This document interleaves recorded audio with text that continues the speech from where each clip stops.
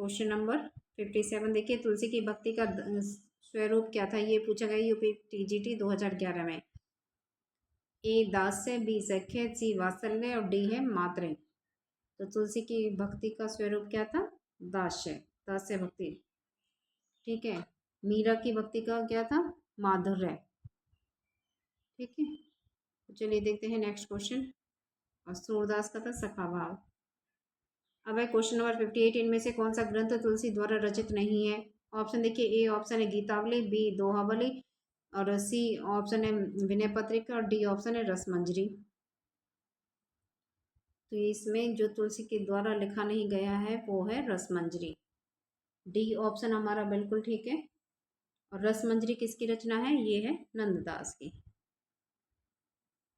ठीक है जी, तो चलिए देखते हैं नेक्स्ट क्वेश्चन। क्वेश्चन नंबर 59 देखिए, राम और सीता के विवाह के अवसर पर किस कवि ने मिथिला की स्त्रियों से गाली गीत गवाया है? ऑप्शन देखिए, ए ऑप्शन है तुलसीदास, बी ऑप्शन है स्वामी अग्रदास, सी ऑप्शन है केशवदास और डी ऑप्शन है प्राणचंद चौहान। तो गाली गीत किसने गवाया था? केशवदास ने। ठीक है, तो चलिए देखते हैं नेक्स्ट क्वेश्चन। क्वेश्चन नंबर 16, इनमें से कौन सी रचना और केशवदास ने किस में गवाया था? उन रामचंद्रिका में। ठीक है, तो ये भगवान श्री राम के चरित्र पर आधारित है, 39 प्रकाश है, इसी में इन्होंने गाली गीत गवाया है। क्वेश्चन नंबर 68 में से कौन सी रचना तुलसीदास की नहीं है? ऑप्शन देखिए, ए ऑप्शन है रामचरितमानस, बी ऑप्शन है कवितावली, सी ऑप्शन है गीतावली और डी ऑप्शन है साकेत। तो तुलसीदास की कौन सी नहीं है? साकेत। और साकेत किसकी रचना है? साकेत है मैथिली शरण गुप्त की रचना। तो चलिए देखते हैं नेक्स्ट क्वेश्चन। क्वेश्चन नंबर 61 देखते हैं, स्वामी अग्रदास का संबंध किस भक्ति शाखा से है? ऑप्शन देखिए, ए ज्ञान मार्गी शाखा, बी प्रेम मार्गी, सी राम भक्ति शाखा और डी है हमारा कृष्ण भक्ति। तो अग्रदास का संबंध किससे है? राम भक्ति शाखा से। सी ऑप्शन हमारा सही है। तो चलिए देखते हैं नेक्स्ट क्वेश्चन।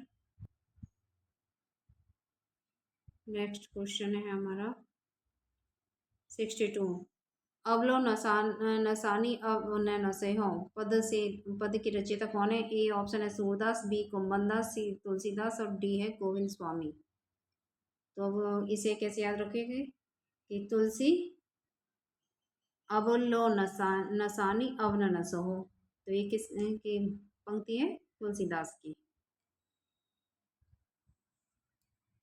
ठीक है जी,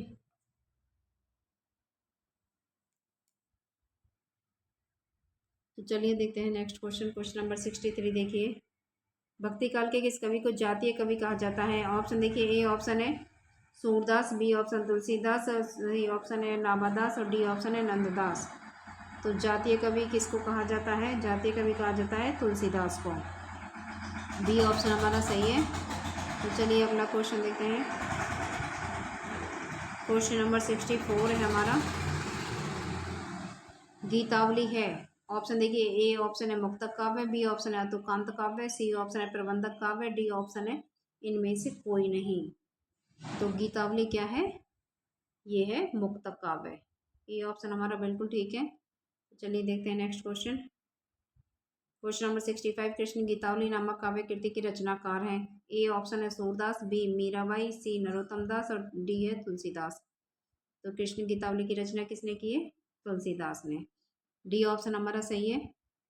तो चलिए देखते हैं next question. Question number 66, Tulsidas ji ने भी भ्रमर गीत परंपरा के अंतर्गत भ्रमर गीत की रचना की जो संकलित है। ऑप्शन देखिए, ए ऑप्शन है जानकी मंगल में, बी कृष्ण गीतावली में और सी है गीतावली और डी ऑप्शन है कवितावली में। तो ये है भ्रमर गीत की रचना किस में है? कृष्ण गीतावली में। तो चलिए देखते हैं नेक्स्ट क्वेश्चन। क्वेश्चन नंबर 67, गिरा अरथ जल वीची सम कहियत भिन्न भिन्न बंतो सीताराम पद जिन्हीं परम प्रिय खिन्न। उक्त काव्य पंक्तियां किस कवि की हैं? ऑप्शन देखिए, ए ऑप्शन है केशवदास, बी ऑप्शन है तुलसीदास, सी ऑप्शन है ईश्वरदास और डी ऑप्शन है नागरीदास। अब इसको कैसे याद रखोगे आप? अब इसको याद रखोगी ऐसे, तुलसी गिरा अर्थ जल बीची। तुलसी कहाँ गिरा? तुलसी गिरा अर्थ जल बीची। तो चलिए देखते हैं नेक्स्ट क्वेश्चन। बी ऑप्शन हमारा सही है।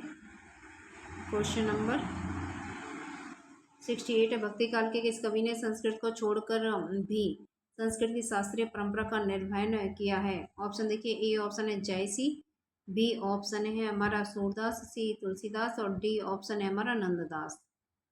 तो ये है तुलसीदास, सी ऑप्शन हमारा सही है। तो चलिए देखते हैं नेक्स्ट क्वेश्चन, क्वेश्चन नंबर 69। रहीम कृत मदनाष्टक की भाषा है? ऑप्शन देखिए, ए ऑप्शन है खड़ी बोली, बी ऑप्शन है अवधि और सी ऑप्शन है ब्रज और डी ऑप्शन है हमारा राम सॉरी राजस्थानी। तो इनकी भाषा मदनाष्टक की भाषा क्या है? मदनाष्टक की भाषा है खड़ी बोली। ये इंपॉर्टेंट क्वेश्चन है, ठीक है। और मदनाष्टक किसकी रचना है? रहीम की रचना है। भाषा कौन सी है? खड़ी बोली है। तो चलिए देखते हैं नेक्स्ट क्वेश्चन, क्वेश्चन नंबर 70 देखिए। क्वेश्चन नंबर 70 है हमारा, गोस्वामी तुलसीदास ने रामचरितमानस की रचना किस संवत में की? आ गया क्वेश्चन वही।